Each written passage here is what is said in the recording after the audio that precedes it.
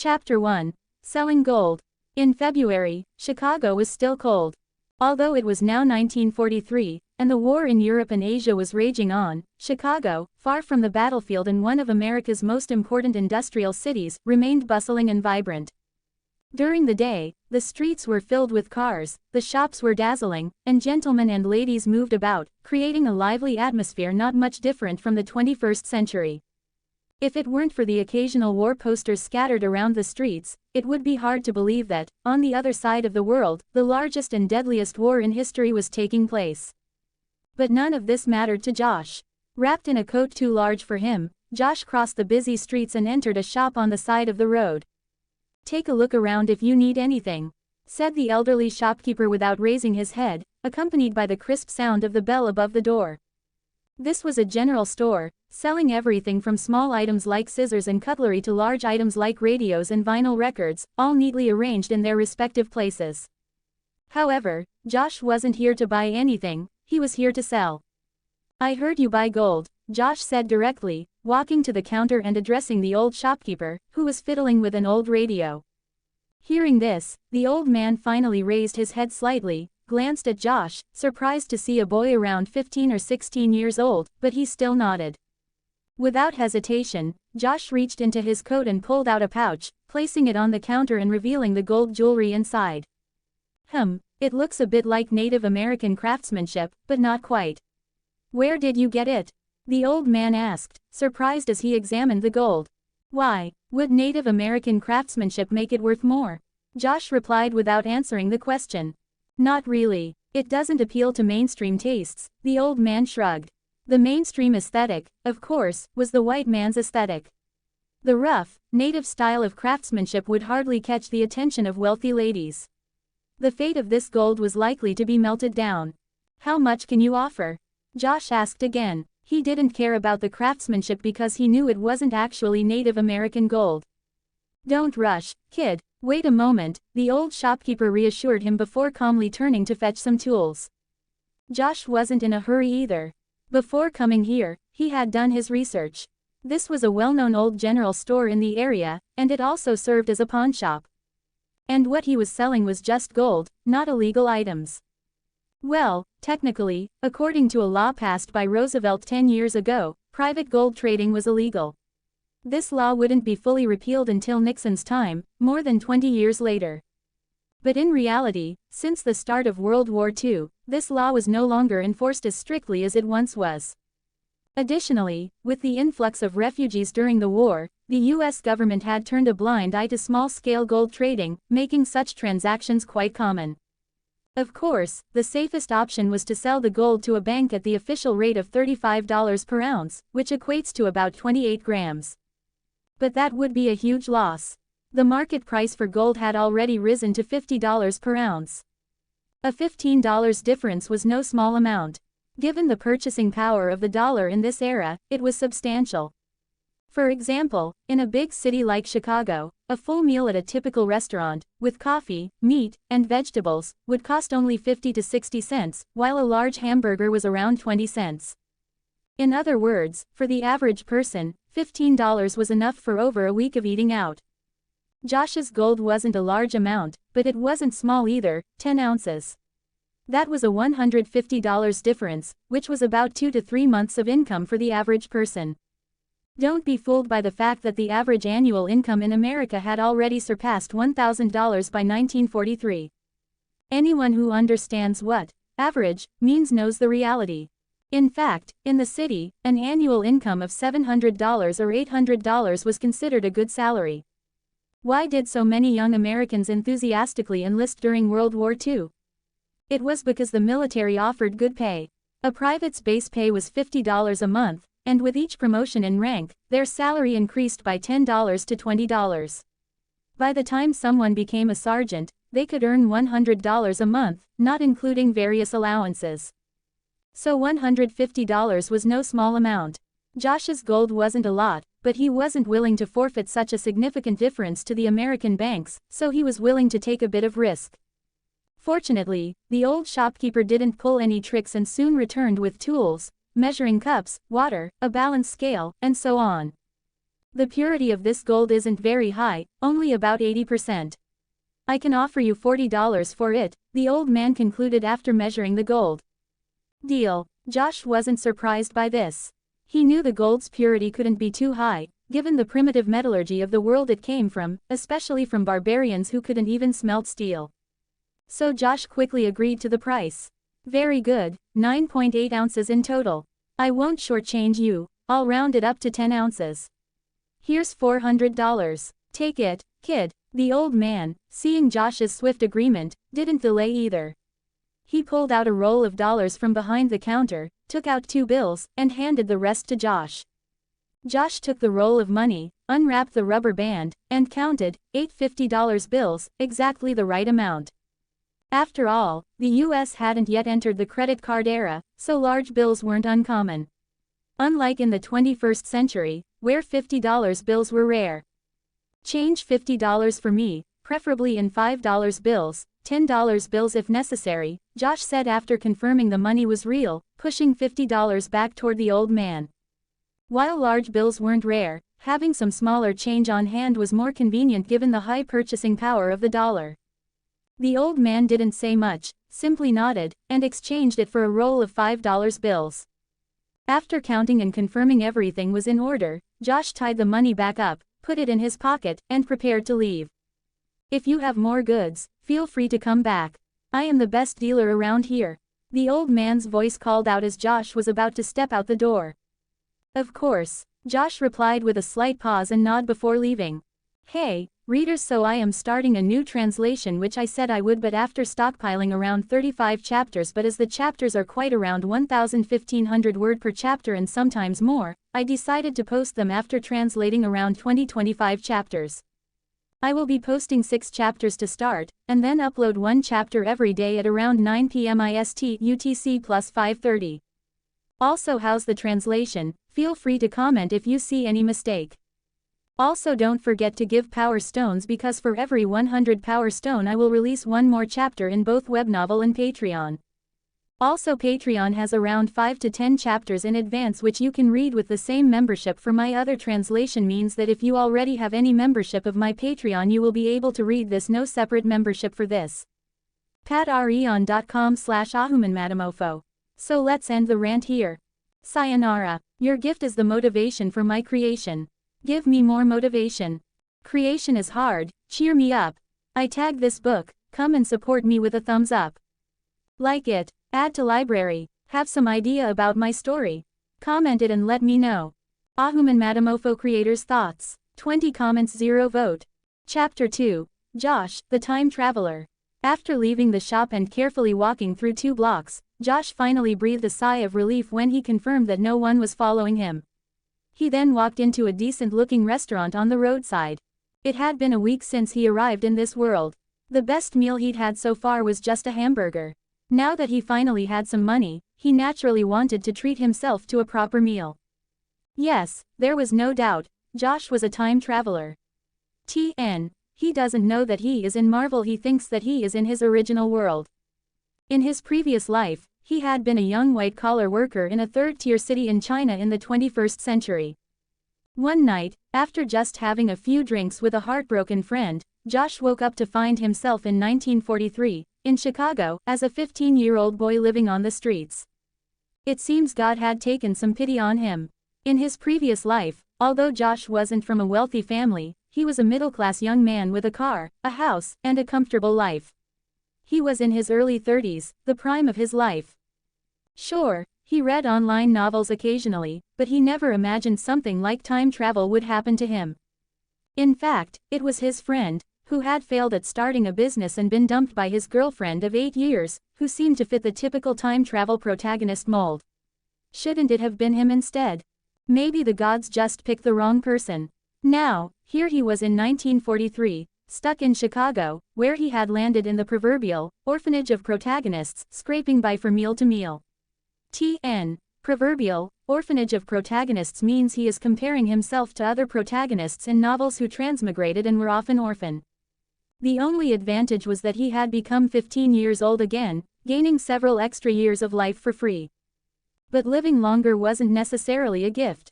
Given the environment of this era, it was hard to say how long he would actually survive. Another piece of good news was that his original body wasn't an orphan by birth.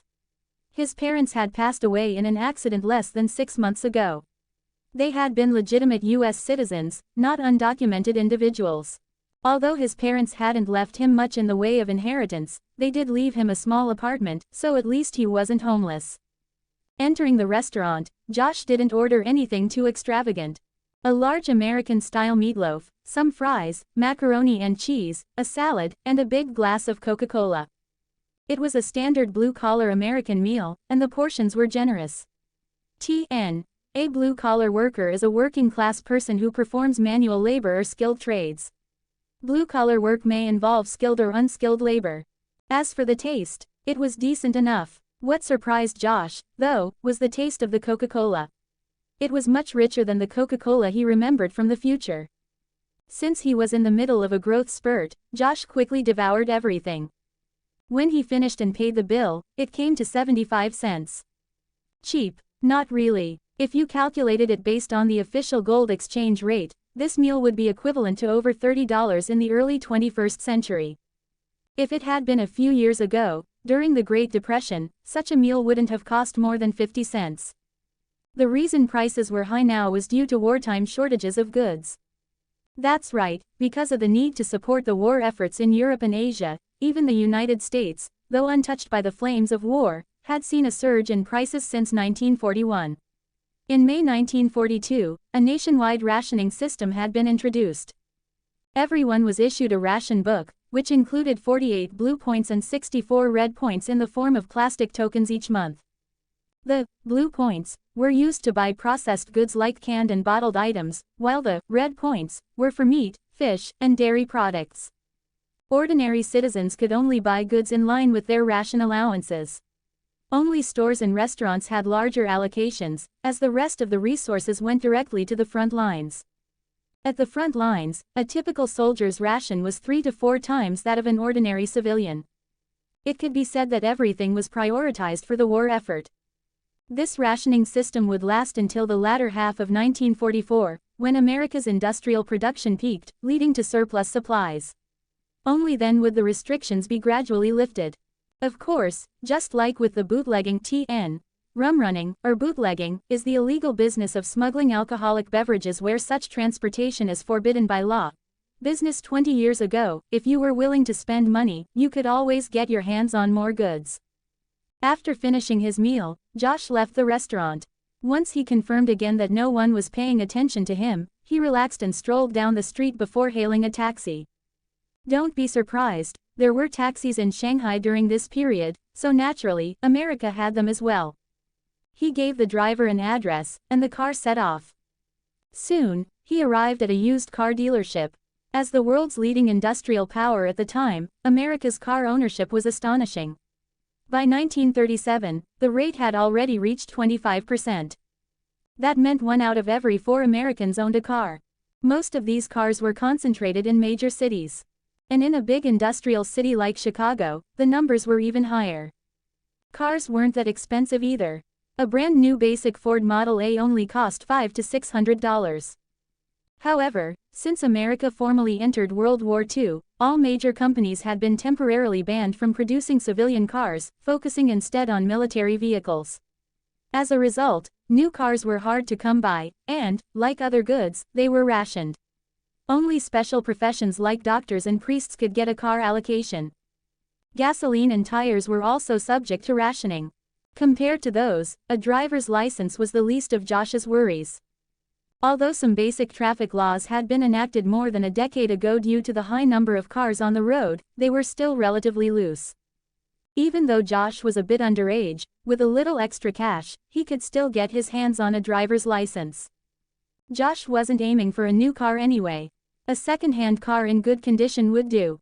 Chicago was a big city, and having a car would make things much more convenient. Plus, while gasoline and tires were rationed, as mentioned before, with enough money, you could get whatever you needed. In the end, Josh bought a second-hand Ford with a full tank of gas and in good condition for $200. That purchase cut his assets nearly in half, leaving him with $200. Once he got the car, Josh hit the road. Honestly, after driving automatic cars in his past life, switching to a vintage manual car took some getting used to. But traffic rules weren't as strict as they would be later on, so Josh managed to drive without much trouble. Soon, Josh drove to a somewhat secluded gun shop. Walking in, he was greeted by a wide variety of firearms. Though guns in this era weren't as advanced as those in the future, it was important to remember that the US hadn't enacted an automatic weapons ban yet. That law wouldn't come until 1986. So in this gun shop, there were not only light automatic weapons like the Thompson submachine gun, M1918 Browning, and Colt automatic pistols, but even heavy machine guns like the Colt M1895 were available. However, Josh could only admire those from a distance, they were far too expensive.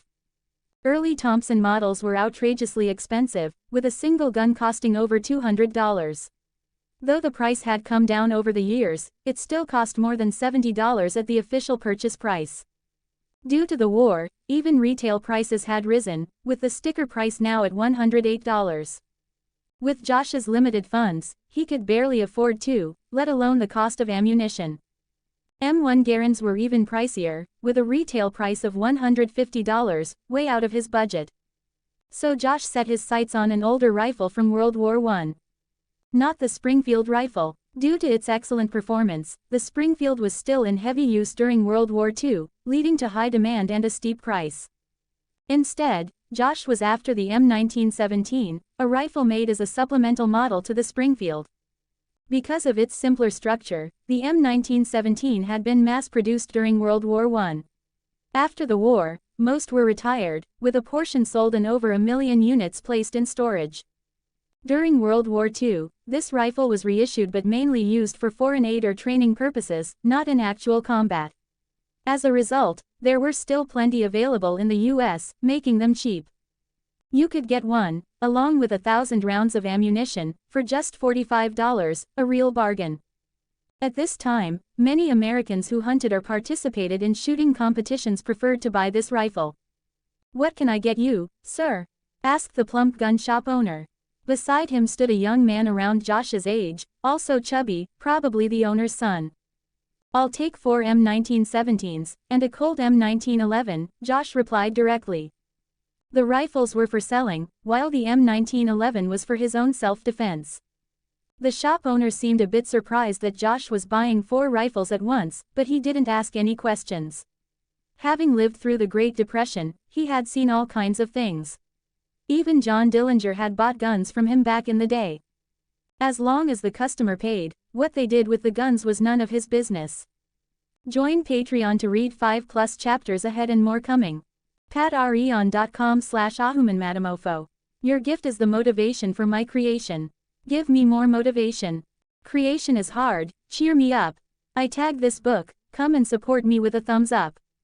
Like it, add to library, have some idea about my story. Comment it and let me know. AHumanMadeMOFO creators' thoughts. 15 comments 0 vote. Chapter 3. Dimensional Trading System. After asking the shopkeeper to help load the guns into the car and paying for them, Josh drove away. However, after making a few turns, he pulled over, ran his hand over all the guns and bullets, and everything instantly disappeared. Only then did he calmly resume driving. Half an hour later, Josh finally arrived home, and fortunately, he encountered no trouble along the way. Perhaps it was because many of the unemployed youth had gone off to enlist in the army, but Chicago's law and order seemed pretty good at this time. At least since Josh had arrived, he hadn't witnessed any major crimes. Nor had he seen scenes like in the gangster movies, where the mafia wielded Thompson submachine guns, spraying bullets in the streets. Of course, the fact that Josh hadn't seen it didn't mean it didn't happen. After all, whether it was the past 20 to 30 years or the next, these were the periods of rapid growth for the American mafia. Had Josh arrived just a few years earlier, scenes of gangsters in trench coats and fedoras, armed with Thompsons, causing mayhem on the streets would have been more common. The reason these scenes were rare now was partly due to the decent security in the areas Josh visited. In this era of enforced racial segregation, he didn't see any black people on the streets either. Another factor was the war. Don't think the war and the mafia were unrelated, they were very much connected. One reason, as Josh imagined, was that a lot of the street-tough youths had gone off to war, reducing the fresh blood the gangs could recruit. Secondly, most of the gangsters were too busy making money. Why do people join gangs? Ultimately, it's to make money, right? And what was the easiest money to make during wartime? Smuggling. No, it wasn't even called smuggling anymore, it was called transportation. During the war, to support the European conflict and because of the huge risks involved in sea transport, the US had almost completely lifted restrictions on shipping to Europe. As long as you had the guts, any Liberty ship loaded with goods could return from the UK, Europe, or Asia with wealth dozens or even hundreds of times greater than before. If you're going to risk your life, isn't that better than fighting over territory in the US? So, during the years of World War II, most of the American mafia was busy engaging in foreign trade. Of course, this wasn't everyone, but those left behind were either too small to matter or were dealing with issues that didn't involve ordinary people. In conclusion, due to all these factors, white neighborhoods during the war tended to be much safer than before the conflict. Back at home, Josh locked the door and sat down in a chair. System, connect me to Daenerys. With these words, a virtual screen appeared in front of Josh. This screen was part of the system, the dimensional trading system, and it was Josh's crucial survival tool in this era, a golden cheat from a mysterious high-dimensional civilization. The system's function was simple. It had a dimensional beacon that could randomly be sent to an unknown world, where it would select a host. Then Josh could conduct transactions with that host. Additionally, every year, the system would generate a new beacon, seeking out new worlds. Apart from that, the system also had a powerful inventory function. The reason the guns in the car had disappeared earlier was that Josh had used the inventory. The first world the system had connected to was from a TV show Josh had watched in his previous life, Game of Thrones. And the host wasn't just anyone, it was none other than the famous Daenerys Targaryen, the Mother of Dragons. The 10 ounces of gold Josh had sold earlier were from his first trade with Daenerys. The items he had traded were a .38 revolver left by his former father and a copy of the Prince II. Now, the M1917 rifles Josh had prepared were also intended to trade with Daenerys for more gold or silver. Josh, did you get the goods? The on-setting screen lit up, and there appeared Daenerys, simply dressed but looking as beautiful and radiant as ever, her silver hair shining brightly. The time when the dimensional beacon had connected to Daenerys was during the 6th season of Game of Thrones, right after she had killed the Dothraki leaders with fire and gained the loyalty of the Dothraki tribes, preparing to return to Slaver's Bay to crush the rebellion. By the time she would reconquer Slaver's Bay, she would lead an army of Unsullied, Dothraki, and 3 grown dragons across the sea to launch an assault on Westeros. Of course, look at this rifle, its power and range are many times greater than a handgun. Josh waved his hand, and an M1917 rifle appeared from the system's storage. He then started explaining how to use the bolt-action rifle. A live demonstration, however, was out of the question. Firing a gun would definitely attract the police. Great, same price as before. Daenerys was already familiar with guns after trying the revolver, understanding that anyone, even a weak person, could easily kill a trained soldier with such a weapon. It was far superior to a crossbow. That's not going to work. Handguns are small and cheap, but rifles are different. Their power is much greater. Trust me, Daenerys, no armor or shield in your world can withstand a shot from this rifle within its range, Josh said, shaking his head, not trying to deceive her. Even though the M1917 had been largely retired from the US military and was mostly used for training, it was still highly regarded in many countries as a great rifle. A few years later, large numbers of these rifles would still be used by Chinese soldiers in the Korean War, where they taught the seemingly invincible US Army a tough lesson. I want to remove these type of sentences, but then it doesn't feel like a Chinese FIC. The M1917 had high muzzle velocity, strong bullet energy, excellent range, flat trajectory, and great accuracy, far superior to the famous Japanese Arisaka Type 38 rifle. Furthermore, in both world wars, most nations used high-powered full-caliber rounds, which had incredible penetration.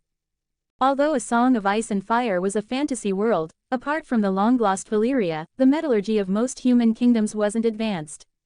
The low-purity gold she had traded earlier was proof of that. So Josh was sure that no armor or shield in Westeros could withstand a shot from this rifle. "Oh, so what's your price?" Daenerys's interest was piqued by Josh's confidence. While the revolver had already impressed her, she knew that the .38 feet's power was limited. It might punch through leather armor at close range, but steel armor was another matter. 3 times the price. Josh went Allen. And don't think it's too expensive. The revolver only came with 50 rounds of ammo, but I'll include 100 rounds for each rifle. Josh had bought 1,000 rounds, but he planned to provide only 100. The rest he would sell separately. After all, this was a monopoly business, and he wasn't worried about Daenerys not buying. Without bullets, the guns were nothing but fancy sticks. If the rifle's power is as you say, then the price is fair, Daenerys nodded. Gold wouldn't be an issue once she returned to Slaver's Bay. The slave masters had accumulated massive amounts of wealth. If the rifles were as powerful as Josh claimed, and if her unsullied and Dothraki armies were armed with these wonder weapons, along with her fully grown dragons, who in Westeros could possibly stop her? Join Patreon to read 5+ chapters ahead and more coming. patreon.com/AHumanMadeMOFO. Your gift is the motivation for my creation. Give me more motivation. Creation is hard, cheer me up. I tag this book, come and support me with a thumbs up. Like it, add to library, have some idea about my story. Comment it and let me know. AHumanMadeMOFO creators' thoughts. 19 comments 0 vote. Chapter 4. In need of help. With a ding, Josh and Daenerys completed their trade. Daenerys now had 4 rifles and 400 rounds of ammunition in her stockpile, while Josh received 120 ounces of gold. Unlike their previous trade, which included some gold jewelry, this time the gold was in the form of 12 neatly melted bars of gold. It was clear that Daenerys had prepared a large amount of gold in advance for this transaction.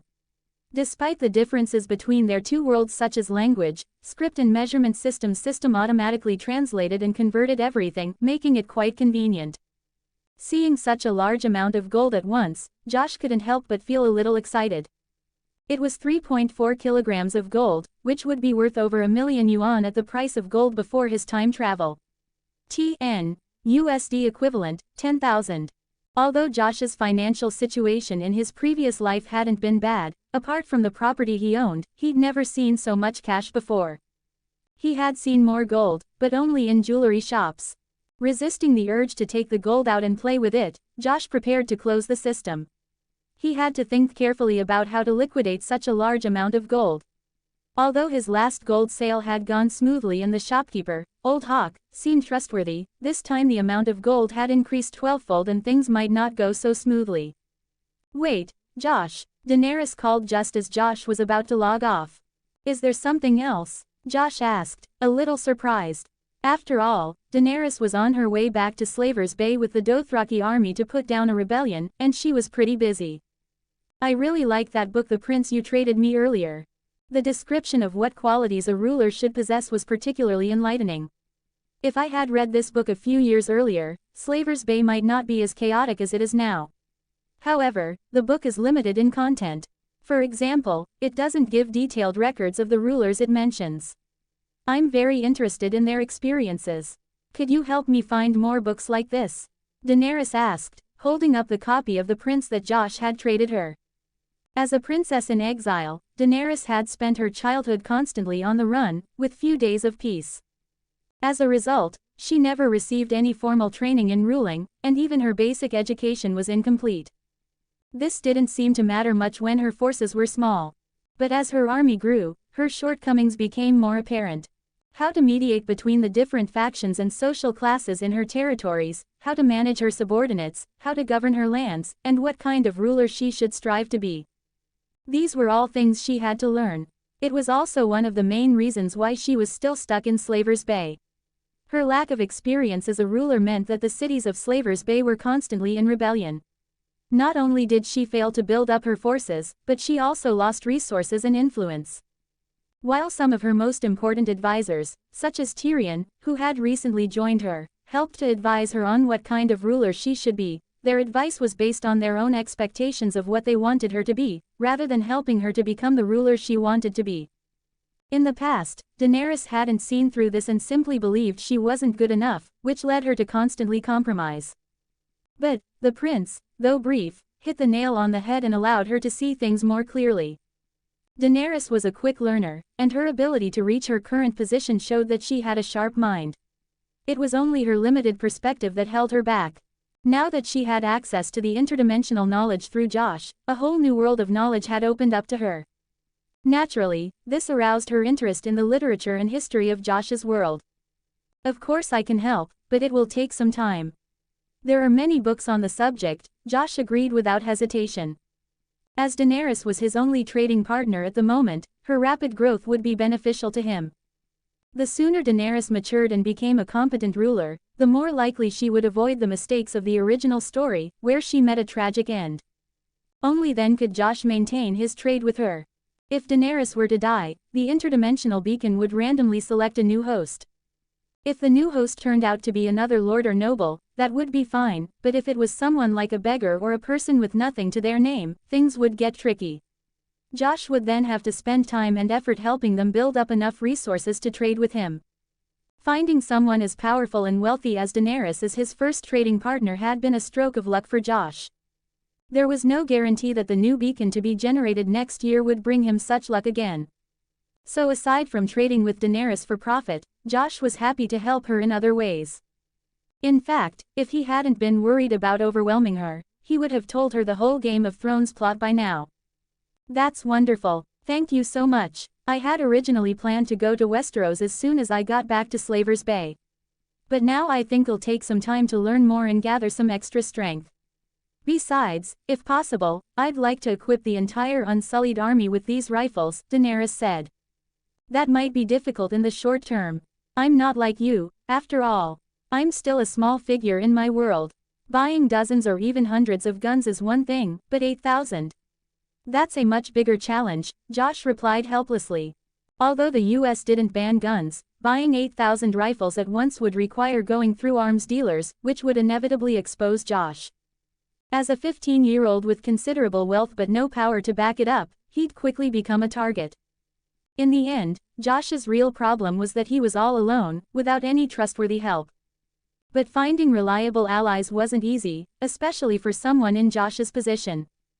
Josh's full name was Josh Khan, and he was of Austrian descent, which in a way made him a citizen of the infamous dictator.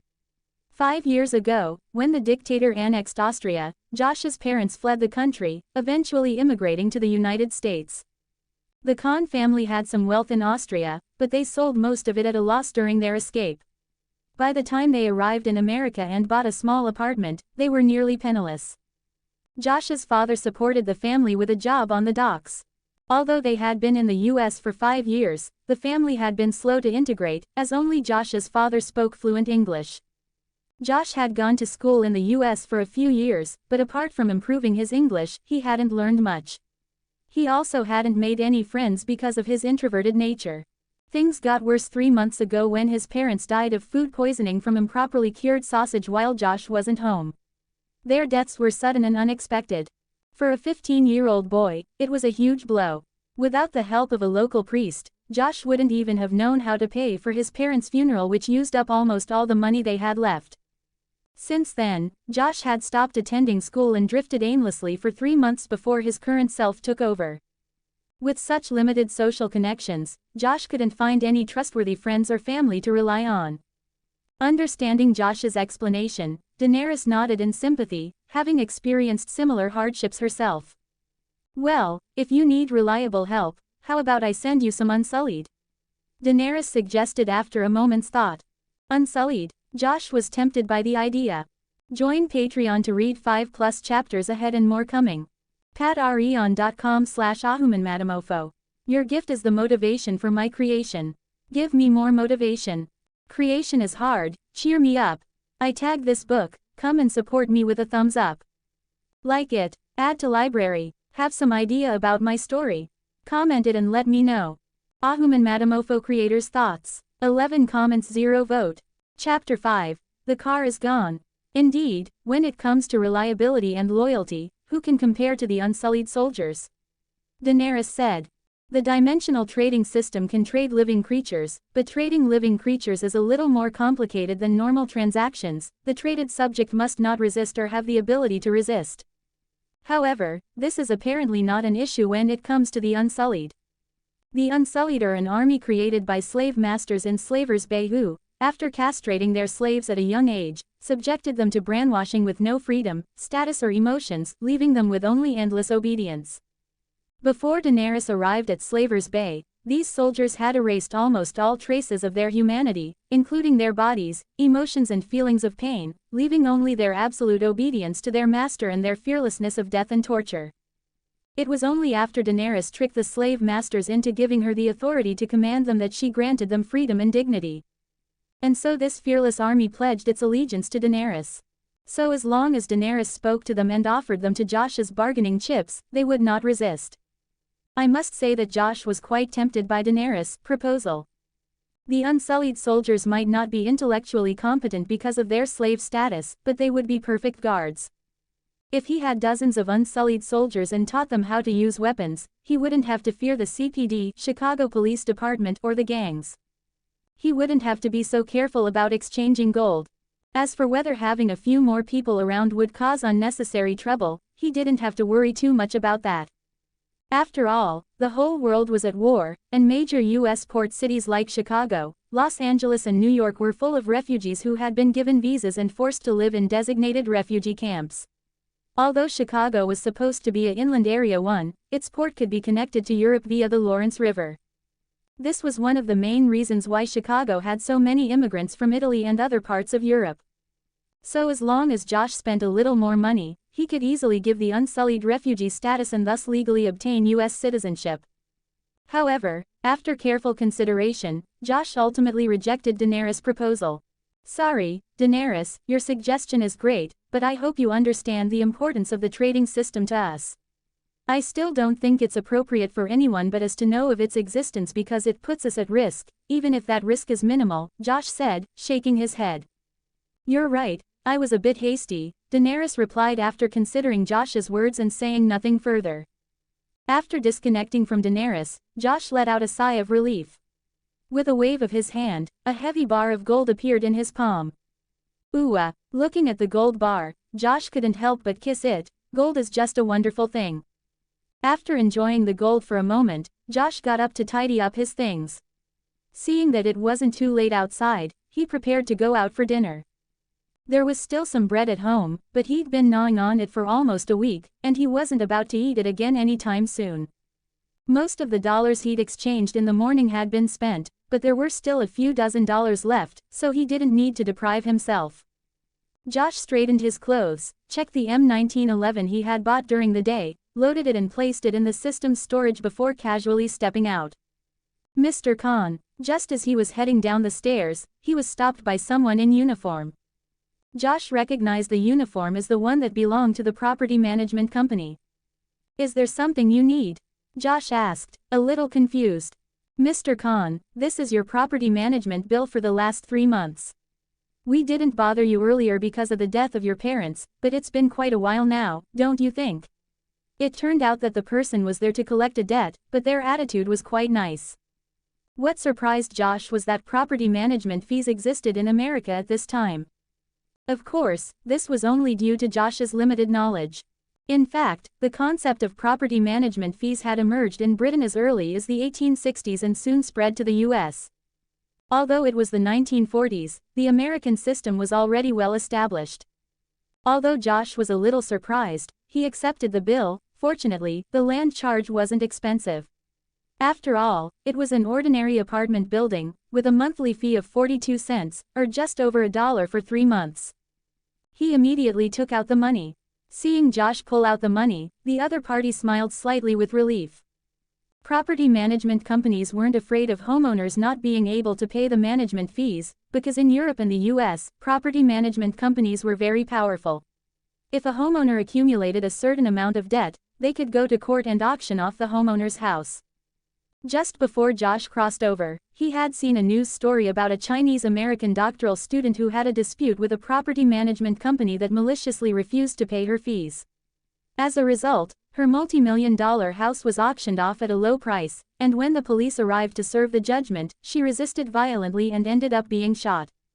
But while the property management companies weren't afraid, that didn't mean the people collecting the fees weren't scared. Failure to collect or complaints from homeowners would affect their bonuses, so it was better for them to avoid trouble. By the way, does your property management company handle property sales? After paying, Josh casually tipped the person 10 cents and then asked, Mr. Khan, are you planning on moving? The person asked in surprise after hearing Josh's question. Yes, that's right. This place is my place of sorrow, you understand, so I'm planning to leave here, Josh feigned sadness. But the truth was that he had no intention of continuing to live here. After all, this flat was too small, there was a general safety factor, and someone had died here even though it was the parents of this body. Josh still felt uncomfortable about it. Previously, he had no money and no choice. Now, if he sold all the gold in the system warehouse, he wouldn't be able to buy an extravagant mansion, but he could easily buy a large 6-bedroom house in a high-end community. Of course, that didn't mean Josh had to buy such a big house, as he was all alone and didn't need it. He also needed to keep most of the money as working capital. So, in the short term, he only planned to rent a slightly more upscale apartment. I see. The company does indeed handle property sales, and small units like this one are quite easy to sell. If Mr. Khan needs assistance, I can help you make contact, the person nodded and said. Then I won't bother you anymore and please let me know if there's any news. Josh nodded, not specifying how to contact him, as it wasn't necessary. Although the flat was quite ordinary, there was a doorman at the entrance so they could see when he was at home. After negotiating with the person, Josh left the apartment. However, his initially pleasant mood immediately turned sour. Where his newly bought secondhand Ford was supposed to be parked, there was nothing but emptiness. This ends the mass release. If we reach a rating this week, one extra chapter. So leave review fast. Join Patreon to read 5+ chapters ahead and more coming. patreon.com/AHumanMadeMOFO. Your gift is the motivation for my creation. Give me more motivation. Creation is hard, cheer me up. I tagged this book, come and support me with a thumbs up. Like it, add to library, have some idea about my story. Comment it and let me know. AHumanMadeMOFO creators' thoughts. 13 comments, 0 vote. Chapter 6, Little Italy. On the streets of Chicago in the evening, Josh stood in the wind and felt disheveled. It had only been a few hours since he had returned home and his newly purchased car had already been stolen. It was an experience he had never had before. In his previous life, living in the safest country, he had never encountered such a situation and had hardly even heard of it. Lol, the brainwashing. But America was different. In New York City alone, from January to March 2022, the number of stolen cars exceeded 2,000. If this was the case in 2022, imagine how rampant car theft must have been in the early 1940s. It was no surprise, then, that Josh, unprepared after buying a car, fell victim to such a situation. So what did he do when he discovered that his car had been stolen? Call the police. Josh shook his head as he looked at the patrolman in the distance. Come on, the arrest rate for car theft in America, even 60 years later, is not high, let alone in this time.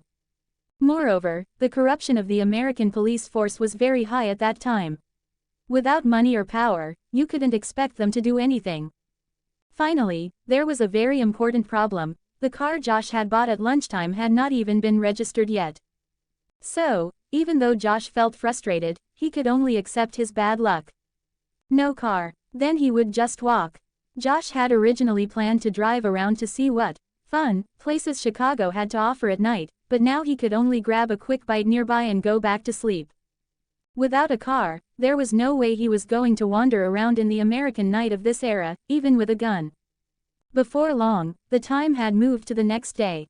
After packing, he went out again, not on foot but by pre-ordering a taxi, and returned to the grocery store from yesterday. On entering, he found that it was not Old Hawk standing behind the counter, but a young girl of about 20. Good morning. What can I help you with? The young girl asked warmly when she saw Josh. Is Old Hawk not here? Josh replied with a question instead of stating his purpose.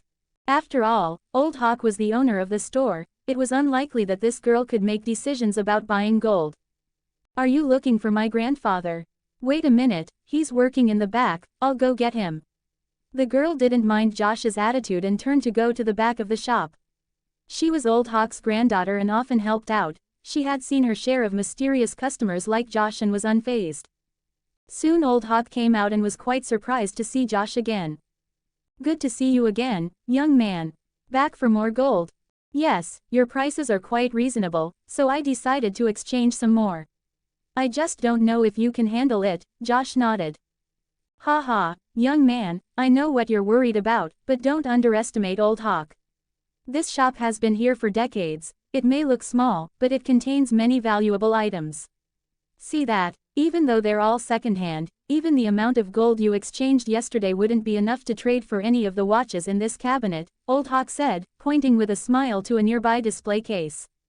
If Old Hawk hadn't mentioned it, Josh wouldn't have noticed. However, after taking a closer look at the case, he realized that Old Hawk was not exaggerating. There were not many watches in the case, only 7 or 8, but each one was in excellent condition. Although he didn't know much about watches, having never been able to afford high-end watches in his previous life, he recognized the brands. Patek Philippe, Rolex, Breguet. Although it was the 1940s, each of these famous watches would be worth at least $1,000 today, assuming they were genuine, of course. Even if only half of them were authentic, their value would exceed the gold in Josh's possession. He could only regret his lack of experience. 120 ounces, the purity should be about right. With Old Hawk so confident, Josh hesitated no longer. As he had done yesterday, he pulled out a small pouch and placed it on the counter. 12 gold bars weighing over 3.4 kilograms sounded like a lot. But in terms of volume, it wasn't much at all. After all, the density of gold was what it was. Each bar weighed 10 ounces, not much bigger than a Snickers bar. So even though Josh had taken it out of the system, it didn't raise any suspicion. "Nice stuff, I'll take it all at yesterday's price, how about that?" Old Hawk picked up a gold bar, weighed it and smiled. Sure, the price offered was indeed quite fair, and Josh naturally had no objections. In no time the 120 ounces of gold were exchanged for $4,800. Receiving the money, Josh felt a surge of excitement. After stuffing the thick stack of bills into his pocket, actually, directly into the system's inventory, Josh said goodbye to Old Hawk and walked out of the shop.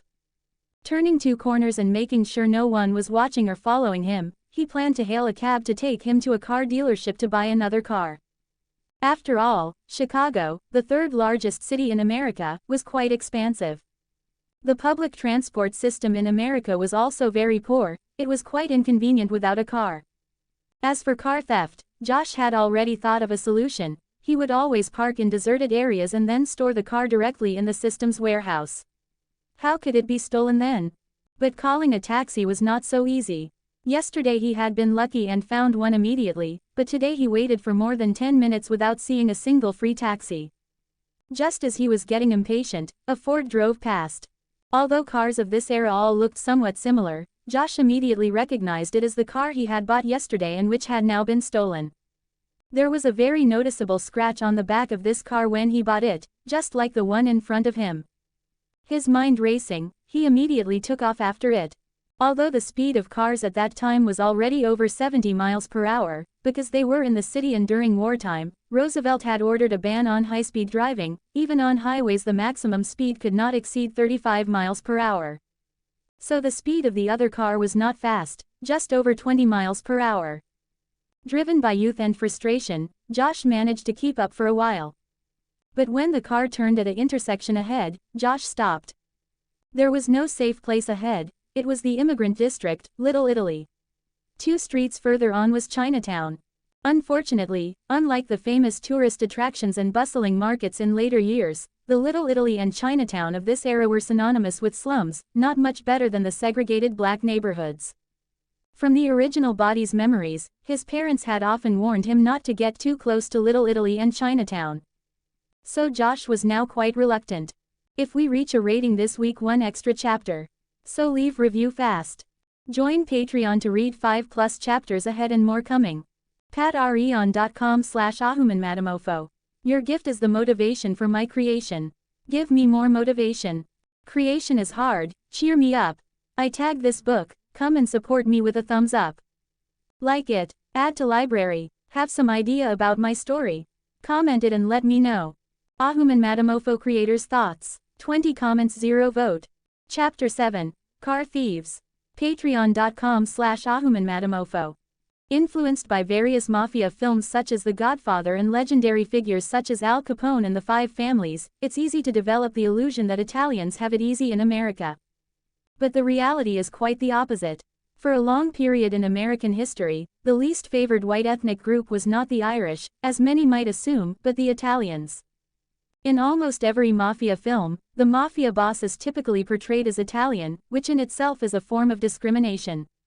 Moreover, in the film Green Book, the police refer to the Italian-American protagonist as half a Negro, which illustrates the awkward situation of Italians in America at the time. Being called half a Negro by Anglo-Saxon Americans became a derogatory term that followed Italians from the 19th century to the mid-20th century. So why did immigrants from Italy, once a cultural center of Europe, find themselves in such a predicament? The reason is simple. Most Italian immigrants to America came from southern Italy.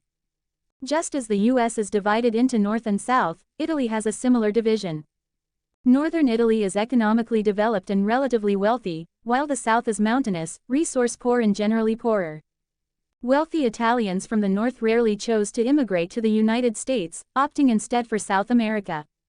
As the Italian wave of immigration came later than that of other European countries, the distribution of resources among different ethnic groups in America was already established. For example, wealthy Italians preferred to go to South America because of the greater opportunities there, employing natives and blacks as laborers while taking on managerial roles. Poor Italians, on the other hand, lacked capital and chose to go to the more prosperous North America to work for already established Americans. This meant that Italians arriving in the US were primarily uneducated, impoverished individuals. In addition, as Southern Europeans, Italians have closer blood ties to Latin groups, which makes their physical appearance markedly different. Combined with traits such as a preference for communal living, working class status and low levels of education, these characteristics easily led to negative associations.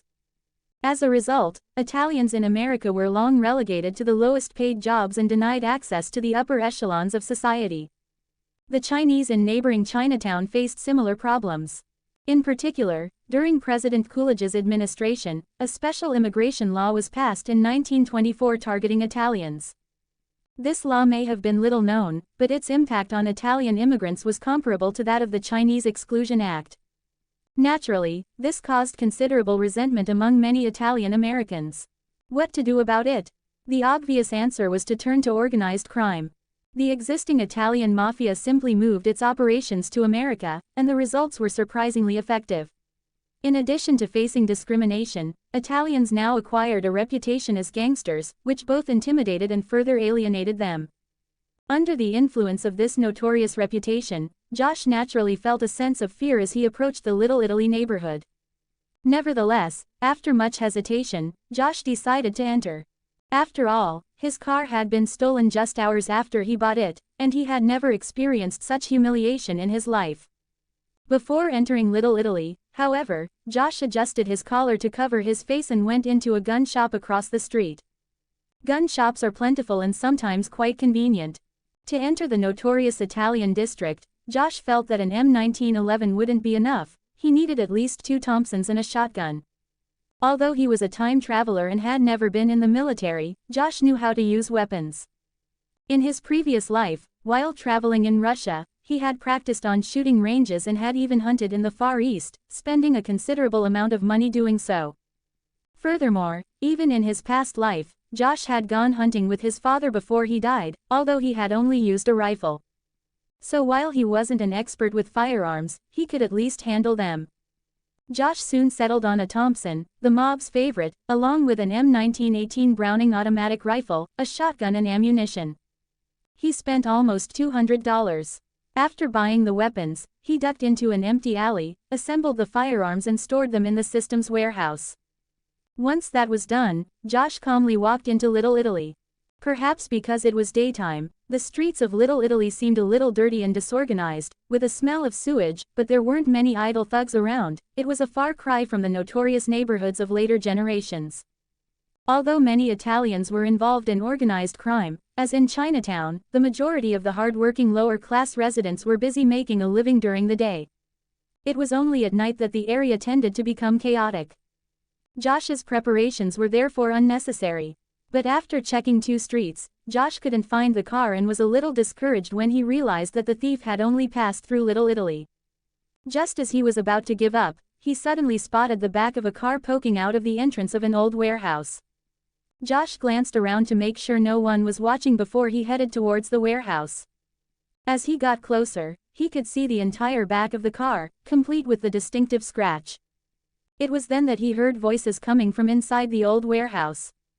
"Listen, Joe, this is just an old Ford from over a decade ago. Even on the second-hand market it would sell for 200, tops. I still have to deal with the joints, so the best I can offer you is 50. If that doesn't satisfy you, find someone else," said a gruff voice with a thick Italian accent. "Don't be like that, Mike. You know how hard it is to find work these days. Come on, add $10, just $10. How about it?" said another smooth-sounding voice. As Josh cautiously approached the warehouse, he could easily make out the situation inside. There were 2 men. One was a middle-aged man with a Mediterranean hairstyle covered in oil stains, and the other was a slightly overweight, short young man. From their conversation it was easy to deduce that the young man was the car thief, while the middle-aged man specialized in selling stolen cars. The various car parts scattered around the warehouse confirmed that this was a hub for the stolen car trade.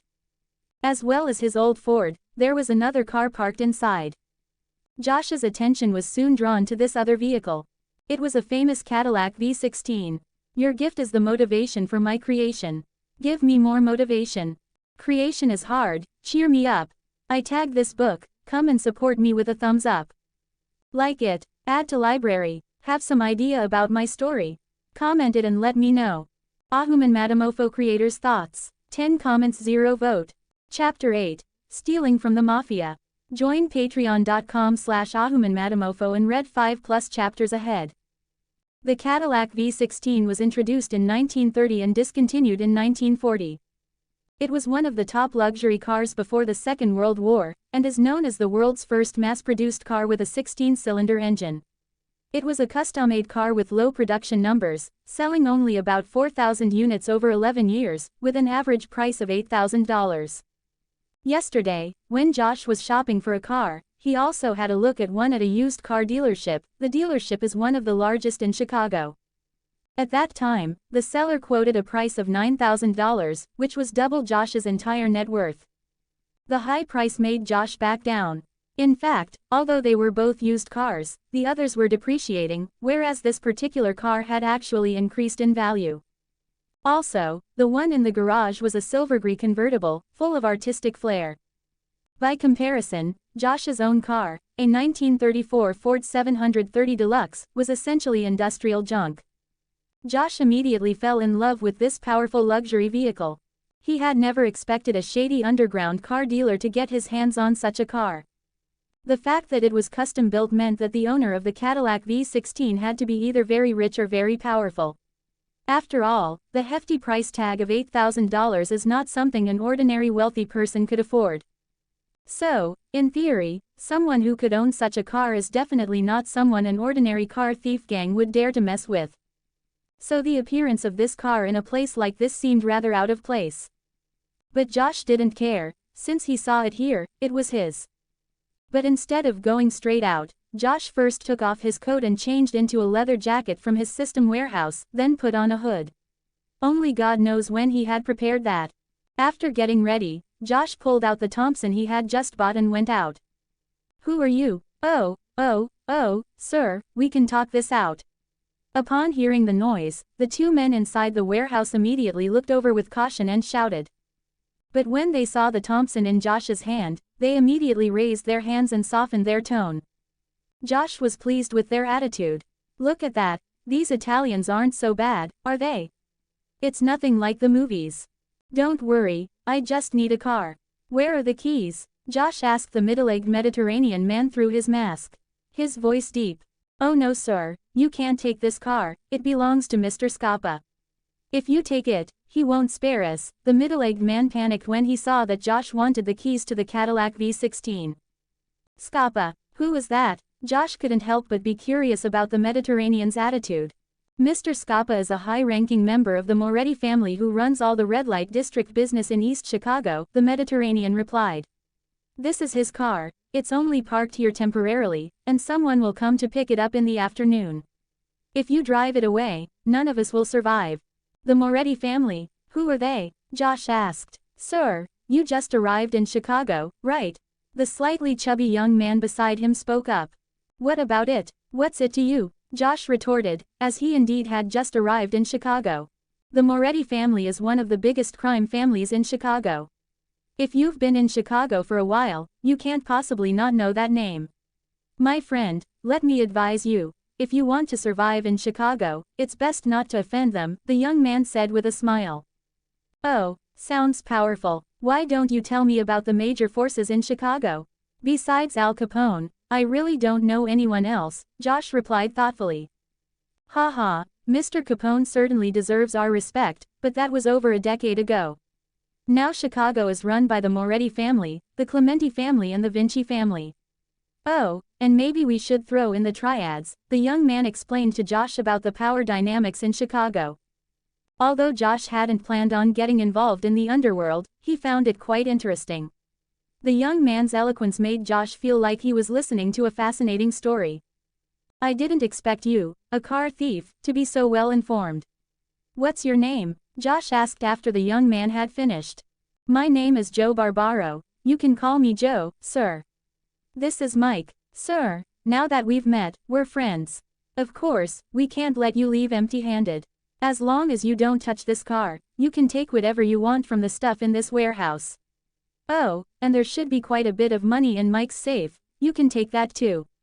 Joe's chubby face smiled like a wilting chrysanthemum in front of the Thompson. You're a perceptive guy, but unfortunately, I only want this car.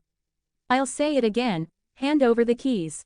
Josh shifted his tone, clearly not taking the warning seriously.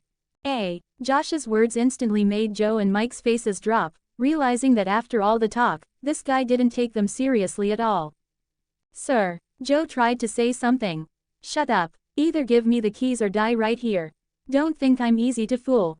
The fact that this car is here means that you either belong to the Moretti family or work for them. Even if I don't take the car and take something else, do you think you'll just let it go afterwards? Josh scoffed. So what if it's the mafia? I'm robbing the mafia. It's not a good idea to get involved with the mafia. But the conflict had already begun when they stole his car.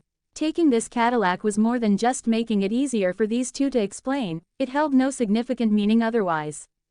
Besides, Josh wanted to get back at this thief called Joe, how could he let him off so easily? In fact, if he didn't want to attract the police, Josh almost considered taking them both out right then and there. So Josh really didn't care about offending the mafia. More importantly, since entering the Italian district, he had half covered his face with a coat, and now he was wearing a hood. With the tracking and surveillance technology of the day, as long as he didn't show his face, no one would find him. Faced with the threat of a gun, Mike, though extremely reluctant, slowly pulled the keys from his pocket. And get me the keys to that car in the safe, and tell me the code, Josh pointed to his old Ford. You'll regret this. Facing the gun, Mike still complied, but he didn't forget to threaten. Whether I regret it or not, I don't know, but if you say one more word, I'll make sure you don't even get a chance to regret it, Josh sneered. Now, you two get in the car. After getting the keys, Josh opened the door to the Ford. Once the two had obediently got in, Josh closed and locked the door. Car door locks in this era were basically the same as house locks, they could be locked from the inside or the outside. If someone locked inside didn't have a key, they could only get out by breaking a window. However, if they dared to break a window, even though Josh had never killed anyone, he wouldn't mind shooting them. After locking them inside, Josh maliciously poured a jug of coffee into the Ford's fuel tank while they watched. Having done all that, Josh began to search the warehouse. His main targets were the desk and the safe. When he opened the safe, there wasn't much money inside, just a few $100s. However, there were quite a few ration coupons. There were coupons for petrol, sweets, alcohol and coffee, all regulated materials. The quantities weren't large, but there was enough for 4 or 5 people. At this particular time, these items were far more valuable than money. Josh tucked the ration coupons into his bag.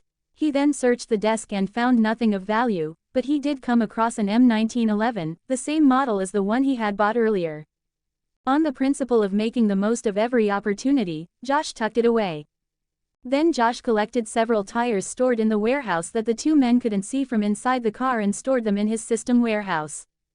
In this era, practical synthetic rubber was primarily produced by just two companies, while American tires were still made entirely from natural rubber. Moreover, with the major rubber-producing regions of Southeast Asia blocked by the Japanese, the US had only South America as a source of rubber, making tires an even more critical strategic resource than petrol during the war. Finally, after a thorough looting, Josh left the warehouse, driving the Cadillac away under the angry gaze of the two Italians in the Ford. Join patreon.com/AHumanMadeMOFO and read 5+ chapters ahead. Your gift is the motivation for my creation. Give me more motivation. Creation is hard, cheer me up. I tag this book, come and support me with a thumbs up. Like it, add to library, have some idea about my story. Comment it and let me know. AHumanMadeMOFO creators' thoughts. 11 comments 0 vote. Chapter 9, Hitchhiking. Hello 1 readers. I have midterm exam for 5 consecutive days, so there is no guarantee if there will a chapters these 3 days or not, but don't worry, if I have the time I will try to upload a new chapter. Join patreon.com/AHumanMadeMOFO and read 5+ chapters ahead. As Josh drove the car out of the warehouse and onto the road, he removed the hood. Although it was a convertible, he had already raised the top before he left, so by simply pulling up his collar it was impossible for anyone outside to see his face clearly. Also, Josh didn't drive the car straight home. A Cadillac V16 in this era was too conspicuous. If Josh drove it home, it would be like telling the mafia that he had stolen it. So Josh drove the car out of town instead. Then, not far out of town, he found a deserted wooded area, parked the car, and took a set of clothes he hadn't worn from the system warehouse to change into.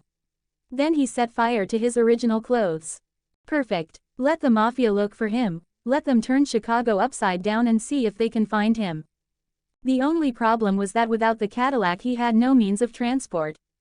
Now he was several kilometers out of town, which was neither too much nor too little. Josh didn't want to walk back. So, after leaving the woods, he walked to the side of the road and prepared to hitch a ride. The hitchhiking culture in America had started in the 1920s when cars became popular, so it wasn't new. There were risks, of course, but this was the outskirts of Chicago, where those who specialized in highway robbery didn't usually operate. Even if he ran into trouble, Josh had plenty of weapons in his system warehouse, so he wasn't worried. However, not every driver was willing to pick up hitchhikers. The first few cars completely ignored Josh's attempts to flag them down. Fortunately, his luck wasn't that bad. After about 10 minutes, a car that had just passed him suddenly slowed down and stopped. Josh ran a few steps to catch up. It was a very nice convertible, similar to Josh's Cadillac V16 of course. Like Josh's previous car, this one also had the top raised as well, as the weather was still quite cold. If the top was down, it would be enough to freeze a person to death. The car's bonnet ornament, a flying lady, revealed its identity. It was a Packard. Few people in the 21st century have heard of this name, as the brand had ended its history in 1958. But in America from the 1920s to the 1940s, Packard was as famous as Cadillac as a luxury car brand. This brand had several emblems, with the Flying Lady, Swan and Crystal Lady being the 3 main types, of which the Flying Lady was the most common and represented its heyday. The Packard 8, for example, was a very classic model. Although its price couldn't compete with the Cadillac V16, it still cost over $2,000, placing it firmly in the luxury car category. However, when Josh got a good look at the driver in the car, he found the car beautiful, but the person in it even more so. Yes, the driver was a woman, an exceptionally beautiful young woman. With her snow-white delicate skin, bright red lips, exquisite features and a head of golden curls characteristic of the era, all complemented by a smooth fur coat, she was truly a modern American beauty. "Hello there, handsome boy. Are you in some kind of trouble?" the woman in the driver's seat asked Josh with a smile. She had intended to ignore Josh, but a casual glance at his good looks made her stop the car. There was no denying it, despite his youthful appearance, Josh's looks and physique were indeed striking. With his typical German features, golden brown hair and pale blue eyes, along with his delicate features and lack of freckles, he was quite impressive. Although not yet 16, he stood nearly 6 feet tall and had a very upright posture. The only flaw was that he lacked a certain amount of diet and exercise, which made him appear a bit lean. However, this gave him a touch of graceful charm. Of course, this charm was similar to that of an older brother, not the kind of charm one would associate with a feminine stereotype. So, whatever the era, good looks are always a plus. This stunning young woman must have noticed Josh's handsome face, otherwise she wouldn't have stopped her car all alone in such a place. "Good afternoon, pretty lady. I apologize for the intrusion, but my friends played a prank on me and left me in this desolate area. I hope you can give me a lift," Josh asked politely. "Oh, poor child, your friends aren't very nice. Come on, hop in, darling, we can't have you freezing out here," the woman invited him warmly into the car after hearing his words. "What's your name?" the beautiful woman asked as she started the car after Josh got in. Josh Khan. "And what do I call you, ma'am?" Josh replied, noting the large diamond ring on her left hand. It was quite striking. Diamonds weren't as inflated in value at that time as they would be in later years, but they weren't cheap either. The ring must have been at least 10 carats, what today would be called a pigeon egg, and probably worth over $1 million 60 years later. Even if the marketing of diamonds was just beginning, such a ring would still be worth close to $10,000. Wow, this woman was a big spender. Of course, the diamond could be a fake. But with the way she was dressed in the luxurious Packard, the chances were slim. Margaret Windus, she smiled. "Hello, Mrs. Windus. You really are a kind and beautiful angel. Without you, I would probably have had to walk several miles home on an empty stomach," Josh complimented. "Oh, Josh, you sure know how to flatter." Hearing his praise, Margaret seemed quite pleased. "Ma'am, I'm not flattering you, I'm being completely honest," Josh replied earnestly. "You are the most beautiful woman I have ever seen." Well, he wasn't lying, at least in this life after his rebirth. Mrs. Windus was the most beautiful woman he had ever met, far surpassing Daenerys. Especially the mature woman's charm, which the petite mother of dragons simply didn't possess. And for some reason, Josh felt this woman looked familiar. Was she a celebrity? Perhaps. But his knowledge of celebrities from that era was limited, so he couldn't remember. "Come on, you should save those compliments for the young girls. It would work on them, but not on me," she said dismissively, although her smile suggested she liked it. "Madam, are you a film star? I don't think these Hollywood actresses have your charm," Josh asked cautiously. "Is that a compliment? But I'm afraid I'm going to have to disappoint you. I'm just an ordinary housewife," Margaret replied with a smile and a shake of her head. "An ordinary housewife? I'll believe that when pigs fly," Josh thought as he looked at the luxurious car and the massive diamond, rolling his eyes inwardly. "Your gift is the motivation for my creation. Give me more motivation. Creation is hard, cheer me up. I tagged this book, come and support me with a thumbs up. Like it, add to library, have some idea about my story. Comment it and let me know." AHumanMadeMOFO creators' thoughts. 8 comments 0 vote. Chapter 10. Turkish cuisine. Posting early cause I want to sleep. Also in one of the tests today I got out of marks. Is this the power of a god? Join patreon.com/AHumanMadeMOFO and read 5+ chapters ahead. The car, driven by Margaret, quickly returned to downtown Chicago. On the way, thanks to Josh's deliberate compliments and his experience as a time traveler, Margaret and he had a pleasant conversation. As a result, Josh gained a certain amount of trust from the beautiful woman and learned about her family's situation through their conversations. As Margaret had said earlier, she wasn't a celebrity but a housewife. But this housewife was not as ordinary as Josh had imagined. Her husband was a tennis star, often busy with matches all over the country and rarely at home. But that wasn't the point. The main point was Margaret herself. Her father was a prominent jeweler and property developer in Chicago, and she was his only daughter. When her father died 2 years ago, all his wealth naturally passed to her. So whether it was the luxury car, the diamond ring or other lavish items, they were all bought with her own money. In contrast, although her husband was a tennis star, the income of sports stars in those days was nowhere near what it would become, and it couldn't support a luxurious lifestyle. Instead, he relied on Margaret's financial support to maintain their lifestyle. So Margaret was indeed a wealthy woman. Josh couldn't help but marvel at his luck he had managed to hitchhike and meet such an extraordinary woman. From their conversation, however, it was clear that Margaret had a rather simple mindset and was not entirely happy with her current life, especially with her husband who was often away. She had a number of complaints. Although Josh didn't develop any particular feelings for Margaret, it was undoubtedly a good thing to know a woman from Chicago's upper class. Especially considering that her late father was a jeweler, which meant that if Josh could cultivate a good relationship with Margaret, he might have access to secure sources of gold in the future. After all, in the jewelry industry, several hundred or thousand kilograms of gold was no big deal. It was also mutually beneficial. It was also good for the jewelers to have an additional source of supply. The Roosevelt administration's control of gold made it difficult for the jewelry industry to get enough gold. Of course, as he extracted Margaret's personal information, Josh subtly shared some of his own. For example, he mentioned that his parents had died and that he was looking for a new place to live on his own. This, to some extent, elicited Margaret's sympathy, and she began to offer Josh help on a voluntary basis. When it comes to housing, my father has developed a community in Evanston. It may not be the best, but it's a safe neighborhood. Most of the houses have been sold, but I have a few left. You can have a look at them, Margaret recommended. Oh, I wonder how much they cost. If they're too expensive, I might not be able to afford them, Josh asked, feeling tempted. Evanston was a satellite town of Chicago. But that didn't mean Evanston was undesirable, quite the opposite. It was on the north side of Chicago.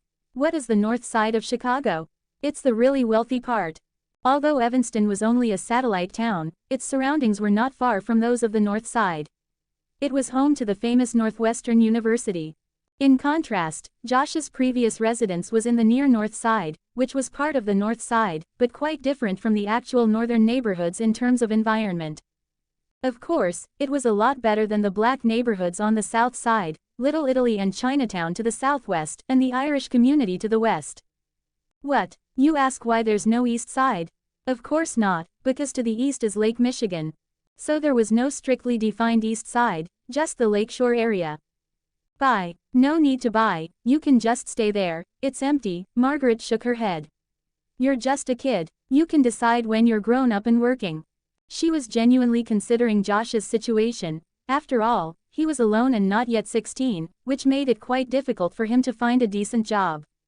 That won't do. Don't worry, madam, my parents left some assets before they passed away. Although it's not much, it should be enough to buy a modest house and support me until adulthood. However, Josh refused Margaret's kindness without a second thought. While he wanted to help Margaret, he didn't want to take advantage of her. Property prices in Evanston weren't cheap, but they weren't astronomical either. All right, but there's no hurry as far as the price is concerned. Let's look at the houses first. Do you have anything else to do? If not, why don't I take you to them now? Margaret suggested.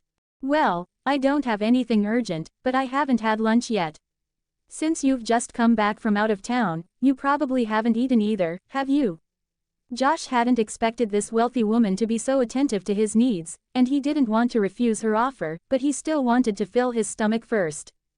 After all, Josh was at an age when he was growing rapidly, and missing a meal made him feel quite hungry. Margaret had been at a horse stable on the west side of Chicago that morning. Yes, that was Margaret's private property too. Given the time of their return, she probably hadn't had lunch either. I had a little snack at the stables, but now that you mention it, I am a little hungry, Margaret nodded. May I have the honor of inviting the beautiful lady to lunch? It would also be my way of thanking you, Josh suggested immediately. Of course, I know a very nice restaurant nearby. Margaret happily agreed and turned the wheel to head towards the lakeshore area. About 10 minutes later they arrived at a very upmarket restaurant on the lakeshore. However, to Josh's surprise, the restaurant that Margaret had described as very nice was not, as he had assumed, a French restaurant but rather a Turkish one. Well, it's still one of the world's top 3 cuisines. To be honest, whether in his previous life or this one, Josh hadn't eaten much Turkish food. Of course, the concept of 3 great cuisines didn't exist in those days, especially as Chinese cuisine, which would come to dominate that list, wasn't popular at the time. Nothing could be done about that, it was a limitation of the times. After all, cuisine is a part of culture, so its popularity is closely related to the strength of a nation. Chinese cuisine only became popular worldwide after the scenes of Nixon's visit in 1972 were aired in the United States. Turkish cuisine, on the other hand, had the geographical advantage of being at the crossroads of Europe, Asia and Africa, had more interaction with Europe and was heavily influenced by Mediterranean culture. Its cooking methods, serving techniques and dining etiquette were also closer to Western cuisine, which naturally made it better known in Europe. As a result, Turkish cuisine was far more recognized in Western countries during this period than Chinese cuisine. Your gift is the motivation for my creation. Give me more motivation. Creation is hard, cheer me up. I tag this book, come and support me with a thumbs up. Like it, add to library, have some idea about my story. Comment it and let me know. AHumanMadeMOFO creators' thoughts. 11 comments 0 vote. Chapter 11. New home. Also a new Discord server for all my translations and fanfictions. Discord.gg/east4djgive. Join patreon.com/AHumanMadeMOFO to get early access to chapters. Josh's impression was that the most famous dishes in Turkey were roasted meat and ice cream. When he looked at the menu, however, he realized that there were actually quite a few options, although the main cooking method was still roasting. What they didn't have was the world-famous doner kebab. Although it was called a Turkish kebab, it was actually invented by Germans in 1971. For the main course, he ordered a swordfish kebab, a beef kebab and roasted aubergine, and didn't order anything else because Turkish food is served in large portions. Margaret's order was simpler, she just asked for a small lamb chop and a salad. When the food arrived, Josh couldn't wait to get started. He had only bought a hot dog on his way out that morning and was already starving. While Josh was enjoying his meal with the beautiful woman, a group of people on the south side of Chicago were getting restless because of him. It was still the old warehouse, but now it was crowded with more than a dozen people where before there had been hardly anyone. Among them was a middle-aged Italian man with a somber expression, sitting confidently behind a desk with a cup of coffee in his hand. He was Eddie Scappa, third in command of the Moretti family, one of the three major families of the Chicago Mafia. The original owner of this place, a black car dealer called Mike, was now kneeling in front of the desk alongside a car thief called Joe. It was clear from the bruises on their faces that they had been given a warm welcome by Eddie's men. The atmosphere in the warehouse was tense. As a high-ranking member of the Mafia, Eddie Scappa was undoubtedly an antisocial figure. He had followed the current head of the Moretti family, Carlo Facconi, since the Prohibition era of the 1920s. They were about the same age as Josh.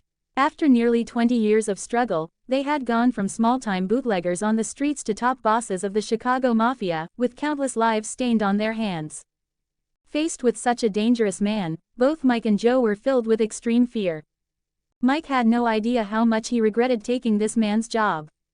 Just as they waited anxiously, another of Eddie's men entered the warehouse. "Boss, there's news. Someone saw this car leave town from the west and it hasn't come back since," the man said, leaning into Eddie's ear. Eddie nodded at the news and then stood up to face Mike and Joe. "My men have news. It seems you weren't lying. The other party is indeed not local and has left Chicago. It's going to be difficult to get the car back," Eddie said slowly. "Eddie, since you've checked everything out, can I go now?" Joe asked, forcing a twisted smile onto his chubby face to please Eddie. Mike, however, looked at him with a look that suggested he was an idiot.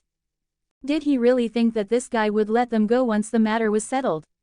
The young man was too naive. If the Mafia were reasonable, they wouldn't be the Mafia. "Ha, leave, sure, the car is worth $8,000. Mike will pay for half, and you for the other half. Bring the money and you can go," Eddie sneered, laying out his terms. Joe was stunned. $4,000? As a petty thief, where could he get that kind of money? "What do you mean, I can't find the person who stole the car, but the car was lost on your watch. You didn't protect it well, so you must take responsibility," Eddie replied coldly. "Don't say I'm being unreasonable. I'll give you a week. I don't care if you steal or rob, just get me that money. Of course, if you can get the same car, that will work too. If I don't see the money in a week, I'll throw you in the lake. Don't think you can run away. I will have someone watching you and your families. If you try to escape, I guarantee it won't just be you who dies. Of course, Joe, I know you don't have a family, but you do have friends. You wouldn't want to take your little mates down with you, would you? Eddie said with a sneer and patted Joe on the face. Then he walked out of the warehouse without looking back, followed by his men. Only Mike and Joe were left, their faces pale. $8,000 was a lot of money. For the mafia bosses, it was pocket change. But Joe and Mike were different. In fact, they weren't even official members of the mafia, just peripheral figures picking up the organization's scraps. For lowlifes like them, it could take years of not eating or drinking to save that kind of money. And they only had a week. What are we going to do? Joe asked Mike, his voice shaking. He felt he was the most innocent of all, just trying to sell a stolen old car. He hadn't made much money and yet here he was, caught up in such a mess. I don't know. Figure it out, Mike said, avoiding Joe's pleading eyes. Unlike Joe, Mike was only an outsider to the mafia, but he had a decent amount of savings, having access to many black market car trading routes. While $8,000 was out of reach, he could scrape together $4,000 with some effort. So it was a stroke of luck for him that Joe took on half the responsibility. If he had been alone when he stole the car, he would have been in a lot of trouble. Now he might only suffer financially, but at least he wouldn't die. As for Joe, he didn't care. Of course, if he'd known that Joe's car theft had led to this mess with Josh, he probably wouldn't have thought so. Seeing Mike's evasive eyes, Joe realized that he wouldn't get any help from the old fox. All he could do was drag his beaten and bruised body out of the old warehouse, looking lost and dejected. As he watched Joe's retreating figure, Mike sighed inwardly. To come up with $4,000 in such a short time, he might have to rob a bank. Of course, there were other options like theft, robbery or smuggling, but those usually took time to liquidate, and a week wasn't enough. Josh had no idea what was going on in that old warehouse, and even if he did, he wouldn't care. After all, the whole situation was triggered by Joe stealing his car. If you do something, you pay the price. That's the way the adult world works. At that moment, Margaret was giving him a tour of his new home. Your gift is the motivation for my creation. Give me more motivation. Creation is hard, cheer me up. I tagged this book, come and support me with a thumbs up. Like it, add to library, have some idea about my story. Comment it and let me know. AHumanMadeMOFO creators' thoughts. 7 comments 0 vote. Chapter 12. This food smells really good. Important. Every 3 review and I will upload 1 extra chapter on both Webnovel and Patreon. Also a new Discord server for all my translations and fanfictions. Discord.gg/east4djgive. Join patreon.com/AHumanMadeMOFO to get early access to chapters. Screech. A car screeched to a halt in front of the garage of a small villa. This attracted the attention of a middle-aged man watering flowers in the neighboring garden. Soon a handsome couple stepped out of the car, Josh and Margaret. However, when the middle-aged man saw the couple, his expression was a little strange.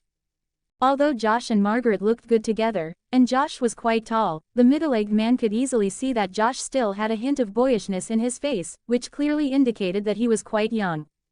Margaret, on the other hand, looked like a mature woman. Furthermore, Josh's clothes, while not bad, certainly wasn't anything impressive.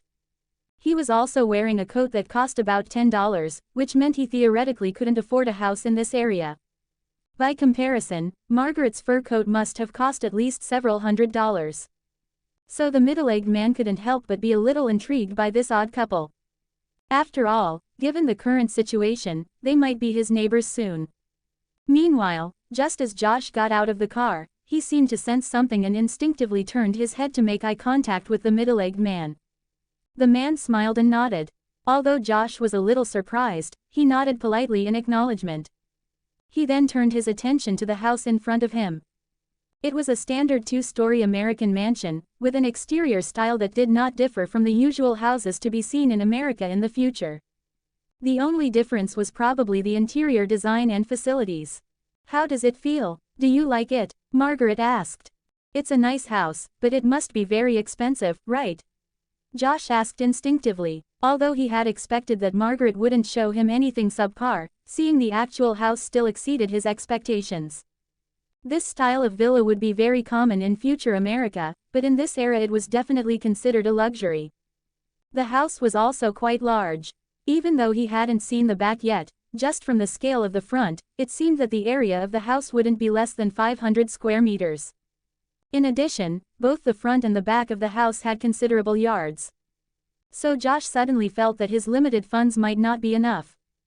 "Don't worry, it's not expensive, for $500 it's all yours," Margaret said with a cheerful smile.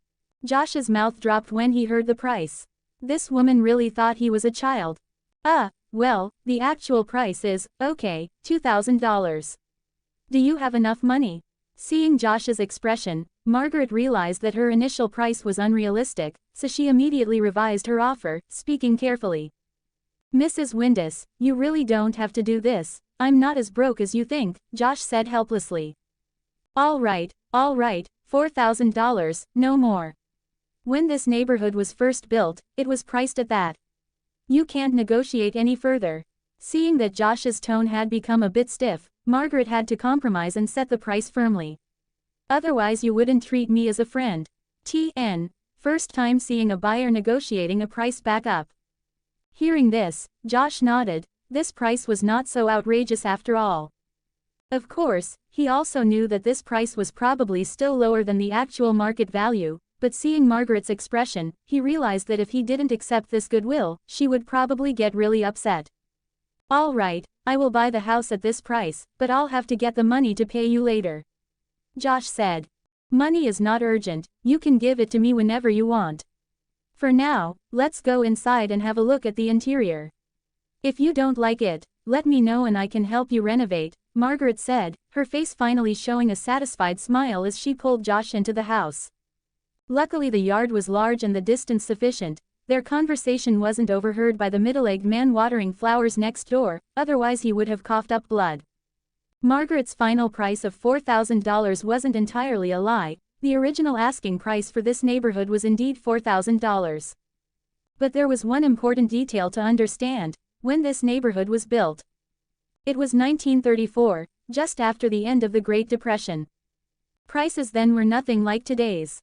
The middle-aged man and his family had only moved here last year, and for a house of the same specification he had spent a whopping $12,000. In fact, as Josh stepped inside, he realized that he had underestimated the value of this house. Although the interior could hardly be described as luxurious, it was incredibly exquisite. There was a radio, fridge and telephone. Josh even spotted an air conditioner and a television. In America, refrigerators was an early success. About 85% households in America had refrigerators by the early 1940s, so Josh wasn't surprised. But air conditioners and televisions were different. Although they were invented around the same time, especially air conditioners, which preceded televisions and refrigerators by 20 years, for technical reasons air conditioners and televisions were still considered luxury items before the Second World War, and only began to be widely adopted by average households after the war. So on this day in 1943, these two appliances were still considered luxury items. "How does it feel? The decor isn't bad, is it?" Seeing Josh lost in thought, Margaret asked with some anticipation. "It's great, so great that I can't find the words to describe it," Josh replied seriously. This was truly from the heart, without a hint of false pretense. After all, in his previous life, in the 21st century, house prices in his home country were frighteningly high. After working hard for half his life, he was only able to buy a property of about 150 square meters with the help of his parents. And by help, he meant that his parents covered 80% of the cost. Even then, it cost more than $2 million. What was even more annoying was that out of those 150 square meters, 30 square meters were for common areas. Thinking about it, Josh felt like hanging certain real estate developers from the poles. "I'm glad you like it. The bedding and everything in the rooms is brand new, and you can move in today. Getting around here can be tricky, though, so you'll need a car. I can help you find a new one. By the way, you don't have a driving license yet, do you? I can take you to get one later," Margaret chattered on. Seeing Margaret's serious instructions, Josh couldn't help but feel a wave of emotion. Life was unpredictable. Just a week ago he had been worrying about how to fill his stomach and now he was living in such a luxurious residence. Had he managed to latch on to a rich woman and now he was living off her? But to be honest, this, living off, was truly delightful. Your gift is the motivation for my creation. Give me more motivation. Creation is hard, cheer me up. I tag this book, come and support me with a thumbs up. Like it, add to library, have some idea about my story. Comment it and let me know. AHumanMadeMOFO creators' thoughts. 6 comments 0 vote. Chapter 13. Borrowing a car. Important. Every 3 review and I will upload 1 extra chapter on both Webnovel and Patreon. Also a new Discord server for all my translations and fanfictions. Discord.gg/east4djgive. Join patreon.com/AHumanMadeMOFO to get early access to chapters. Josh and Margaret spent the afternoon in the new house, but in the end Josh didn't stay there that day. Although he had already been given the keys and the house was fairly well furnished, the problem was that the fridge and other essentials were empty and the nearest restaurant was quite a distance away. Without a car, it was indeed inconvenient. Although Josh had borrowed a luxury car, it was not something he could openly use, it could only serve as a collectible or for special circumstances. As for a new car, Margaret had already arranged one, but the earliest it could be delivered was the next day. So, as the time drew near, the two returned to town. After a meal together, Margaret dropped Josh off at his place. "Aren't you going to invite me up for a while?" As Josh got out of the car, Margaret leaned back on the steering wheel and smiled as she asked. Ma'am, you know I live alone, so it's a bit messy at home, but of course, if you don't mind." Hearing Margaret's teasing, Josh couldn't help but scratch his head.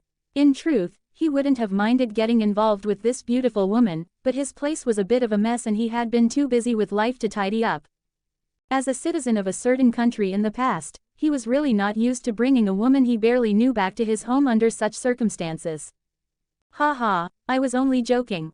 Go home and get some rest, I'll pick you up tomorrow morning." Seeing the boy's somewhat shy and awkward demeanor, Margaret laughed happily. Although they had only known each other for a day, Josh had clearly made a very good impression on her, even giving her a sense of love at first sight. However, during their previous interactions, Josh had behaved too maturely. His attentiveness to various details had made Margaret feel very comfortable, but had also aroused a twinge of pity in her. After all, she thought, what could a 15-year-old boy have experienced to be so knowledgeable about social matters? Only now did she catch a glimpse of youthful awkwardness in Josh. "How about afternoon? I have a few things to do in the morning," Josh said, feeling a little relieved that Margaret didn't seem overly concerned. This morning he had borrowed a car to get back at the thief who had stolen his, and then he had met Margaret, who then eventually took him to look at houses, which had completely disrupted his original plans. While his life was at stake, the more pressing matter was still the arms deal with Daenerys. But as it was getting late and he didn't have a car, he'd have to wait until tomorrow. In this era and in the future, stores in America usually close early, most close around 5 or 6 o'clock, with only a few neighborhoods staying open a bit later, but they usually wouldn't go past 9, and gun shops generally fall into the earlier category. So if Josh wanted to buy a gun, it was already a bit late. So he planned to get a car tonight and then buy a gun tomorrow morning. Although Margaret had said she would get him a new car, it wouldn't hurt for Josh to get a few more vehicles, especially undocumented or stolen ones, to have on hand for special situations like when he found himself out of town without a vehicle. Finally, the trading system's inventory had plenty of space. Although the system's storage wasn't infinite, 1,000 cubic kilometers was more than enough to hold an entire international metropolis. Moreover, time was frozen within the system's space, so there was no risk of the items inside deteriorating. In fact, with such a vast space, even without trading partners, Josh could make a lot of money smuggling. After all, customs wouldn't be able to detect anything even if they peeled him like an onion. This had me laughing bad, lol. But right now, Josh was too weak to take that risk. After all, judges need proof, but those in this line of work do not. As long as they suspect you of stealing their business, they have every reason to act. In that era, when business practices were still rather crude, the disappearance of a few people wouldn't raise an eyebrow. "All right, I'll come by around 1 in the afternoon." When Margaret heard that Josh had things to do, she didn't ask too many questions and immediately suggested another time. Josh had no objections. Having reached an agreement, the two said their goodbyes. But as soon as Margaret's car was out of sight, Josh turned and walked in another direction. After about 10 minutes, Josh arrived at a car park, sneaking in when the guard wasn't looking. The rest of the steps were quite simple. He could simply take any car he wanted and store it in the system's warehouse. At this point, some may wonder how useful it would be to take a car without the keys. However, in this time and age, as long as you could unlock the car door, you could easily drive the car away without needing the keys. Because the car keys of this time period served merely as a simple anti-theft measure to unlock the doors. The starting mechanism for cars was similar to the one-button start that people in the 21st century are familiar with. That's right, one-button start, not key ignition. The only difference was that in the future, one-button start required the driver to have an electronic key with chip recognition, whereas in the past, this was not the case. In fact, the first generation of cars didn't even need a key. Before 1927, cars used a hand crank to start, similar to tractors of the 80s and 90s. After 1927, with the invention of electronic ignition, one-button starting became a thing. The mechanical key ignition of later generations was invented by Chrysler after 1949. So when Josh borrowed a car from the old warehouse and locked Joe and Mike inside, he had to pour a pot of coffee into the old Ford's gas tank. The insistence on using the key to the Cadillac V16 was simply to avoid damaging the window. If he had been a bit more forceful, he could have just smashed the window to get in and driven off. But Josh didn't want to risk damaging a collectible luxury car, of which only just over 4,000 were produced worldwide. But if it was just a spare car for temporary situations, that wouldn't be a problem. He could find an empty space, smash a window and drive off.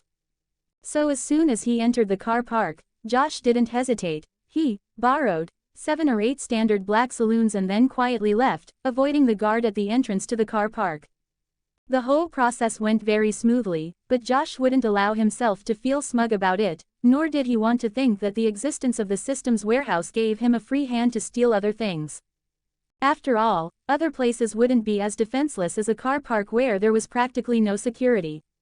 Your gift is the motivation for my creation. Give me more motivation. Creation is hard, cheer me up. I tagged this book, come and support me with a thumbs up. Like it, add to library, have some idea about my story. Comment it and let me know. AHumanMadeMOFO creators' thoughts. 2 comments 0 vote. Chapter 14, Sugar, Important. Every 3 review and I will upload 1 extra chapter on both Webnovel and Patreon. Current count, 1/3. Also a new Discord server for all my translations and fanfictions. discord.gg/east4djgive. Join patreon.com/AHumanMadeMOFO to get early access to chapters. You can also read my other translation HP, Blood Demon with 65 already on Webnovel and more on Patreon. Back at home, Josh checked the time on his watch. It was around 7 in the evening. After a moment's thought, he summoned the system. This time, however, Daenerys took a while to appear. Josh waited a full 15 minutes, and just as he was starting to get impatient, Daenerys finally appeared on the screen, dressed in a revealing outfit. "Ooh-ho, looks like I interrupted something good," Josh said with a teasing smile, glancing at the screen where Daenerys appeared flushed and seemingly in a good mood. Clearly, this queen from another world had just been through an intense battle. Josh guessed that Daenerys had returned to Meereen and her opponent must have been Daario Naharis, the leader of Second Sons, a sellsword company. "Now that you know, next time choose a better time," Daenerys replied nonchalantly to Josh's teasing. The culture of Westeros is quite liberal. Daenerys has experienced more embarrassing situations than this, so Josh's playful remarks hardly stirred her emotions. There is a problem, though. While business is important, it's not ideal if it interferes with our personal lives. So let's set a fixed time. If something unexpected causes us to miss it, the trade will be postponed until the next day, Josh suggested. "That's fair. What time do you suggest?" Daenerys replied, showing no objection. "How about 7 p.m. system time? We'll wait 10 minutes, so if one of us hasn't shown up by 7:10, we'll automatically reschedule for the next day. That way, unless there's an emergency, we don't have to worry about interrupting each other," Josh explained, glancing at the system clock. Even though they were in different dimensions, the trading system reminded him that time flowed at the same rate in all trading realms, and synchronized with Josh's current time in Chicago. Sounds good. After a moment's thought, Daenerys agreed. This time also coincided with her rest period, as the nightlife in Westeros is rather dull. She had some time on her hands and had been preoccupied with Daario, who had been particularly aggressive in battle, so she was reluctant to wrap things up. Now that we've settled the time, do you have any surprises for me today? Daenerys asked after confirming their regular trading schedule. Sorry, I've had a bit of an unexpected situation today, so I haven't been able to stock up. To make up for it, I've prepared something else for you, Josh replied, placing 2 brown paper bags in the trading section of the system and initiating the trade without asking for money. What is it? Daenerys asked, showing no resentment towards Josh.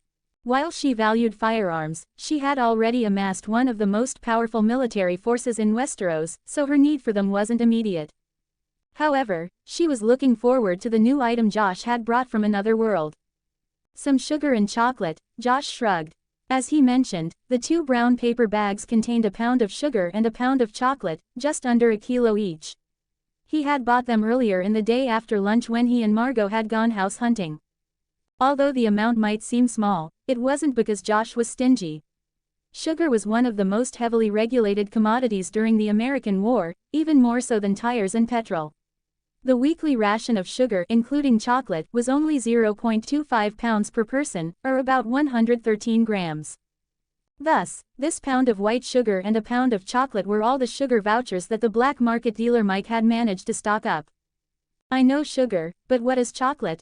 When Daenerys heard sugar, she didn't think too much about it. As Queen of Marine, she certainly wasn't deprived of it.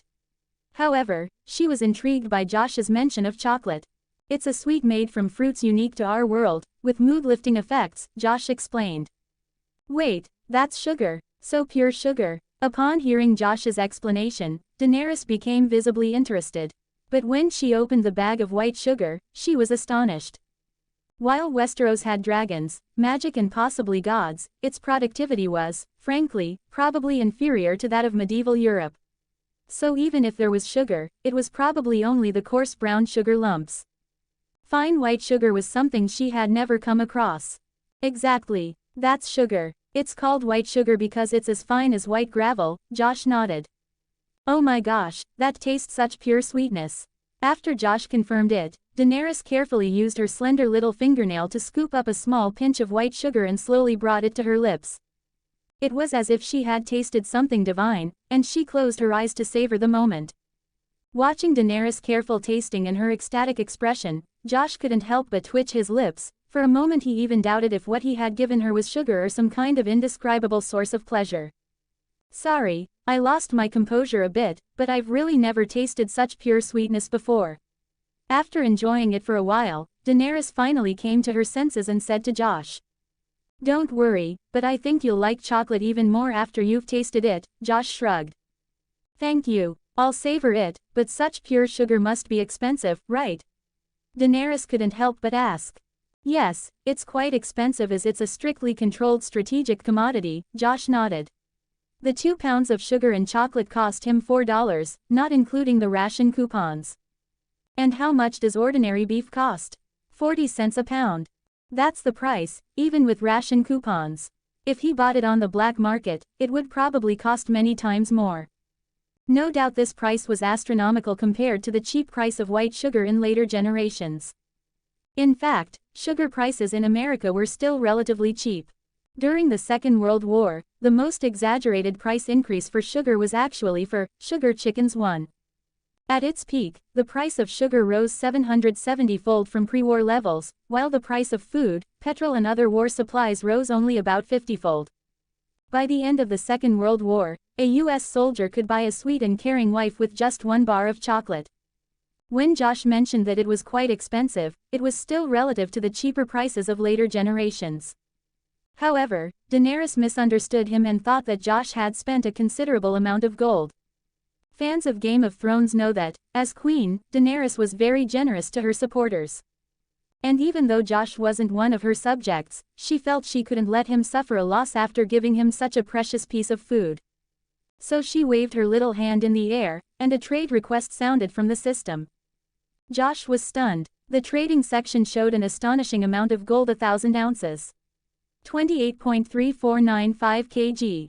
Is this woman crazy? Josh knew that sugar was expensive in ancient times, but in general, after the sugar shortages of medieval Europe and the sugar chicken of the Second World War, the price would at most be equal to the price of gold.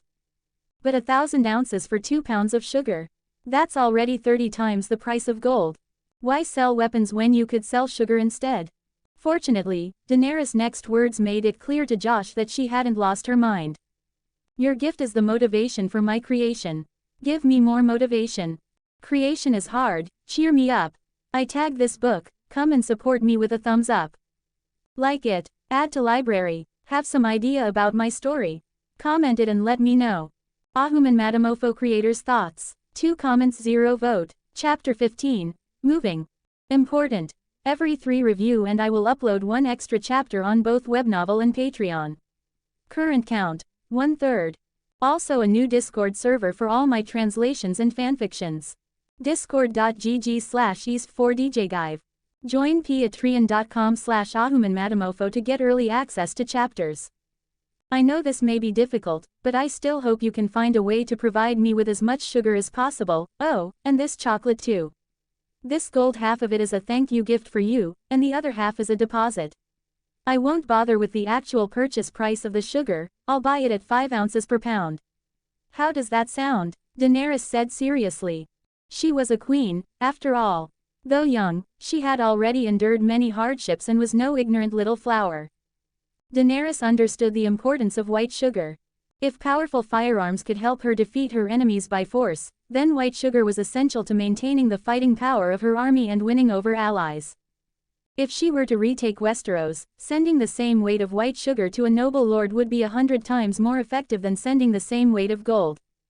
As for the price of 5 ounces per pound, Daenerys derived this figure from the raw sugar blocks in her world. No doubt this quality of white sugar would still be underpriced compared to the inferior sugar of Westeros. However, Daenerys might also suspect that while sugar in Josh's world might not be cheap, it was certainly not as expensive as in Westeros. This was not mere speculation, it was based on the conclusions she had drawn from the weapons Josh had sold her earlier. And why? Because of the metal. By the time of the Second World War, Earth's industrial level had reached an advanced stage. The steel produced was nothing like the special steels of later times, but it was worlds away from medieval production. When Josh first recommended firearms to Daenerys, she was only interested in their power. However, once she received the actual weapon, her interest extended beyond the weapon itself to the metals used to make the guns and bullets. During their first trade, when she received the .38, Daenerys had already tested it. The best weapons used by her warriors could only leave light scratches on the gun without causing any real damage. On closer inspection, she discovered that the so-called scratches were merely on an unknown coating. This weapon was nickel-plated. Such robust steel could be said to rival the legendary Valyrian steel. In Westeros, steel of this caliber would cost many times more than gold. It was even comparable to the legendary swords in martial arts novels such as the Sword of Heaven and the Dragon Slayer's blade that couldn't be bought with money. And how much does .38 weigh? Just over a kilogram. Even without the non-metallic parts, converted to imperial ounces, that would be no less than 30 ounces. Josh sold it to her for just 10 ounces of gold, along with a free book on monarch theory. Later, the M1917 rifle was even heavier, weighing 8 kilograms. Without the wooden stock, it was still no less than 2 kilos, and it even came with 100 bullets. Moreover, both the .38 and the M1917 bullets were cast in pure copper. So even though the price had tripled, Daenerys hadn't lost out at all. In fact, if one day Josh stopped selling her bullets, those guns wouldn't just be considered firewood by Josh. Just recovering the steel and casings from the bullets would allow Daenerys to cover all her losses and still make a profit. Besides, there was no problem with the recoverability of the steel. It's true that steelmaking requires high productivity, but if it's just a matter of remelting, the difficulty drops significantly. Like Valyrian steel, while the people of Westeros couldn't make it, remelting Valyrian steel weapons wasn't difficult at all. So Josh always thought he was getting a great deal. But in reality, he was only at the stratosphere, while Daenerys had already reached the space. This was one of the biggest advantages of interdimensional trade. Now Daenerys used this information gap to give her estimate of the price of white sugar. Faced with Daenerys' offer, Josh was no doubt tempted. Is white sugar expensive? At $2 a pound, it certainly is.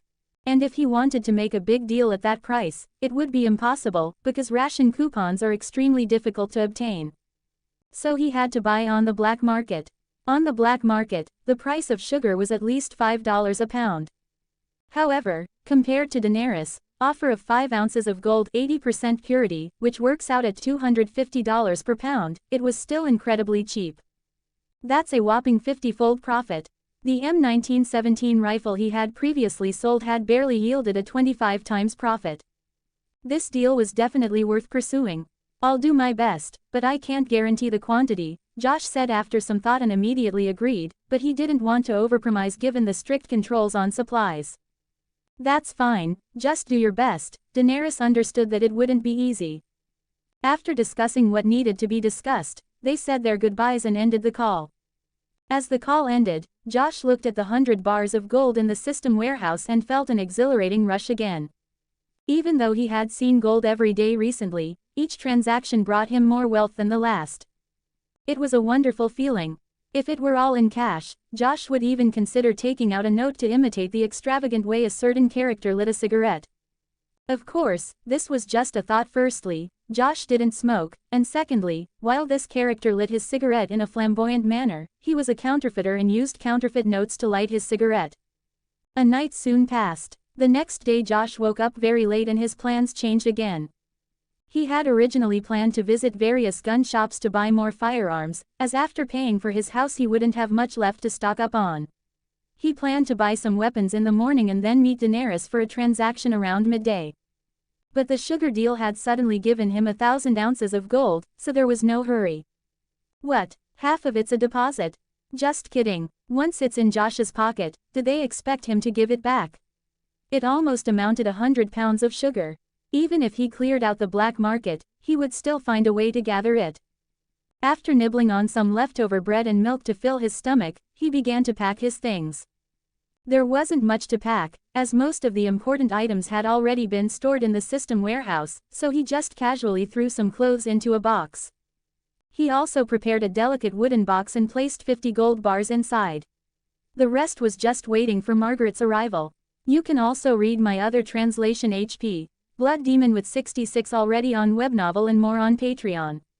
Your gift is the motivation for my creation. Give me more motivation.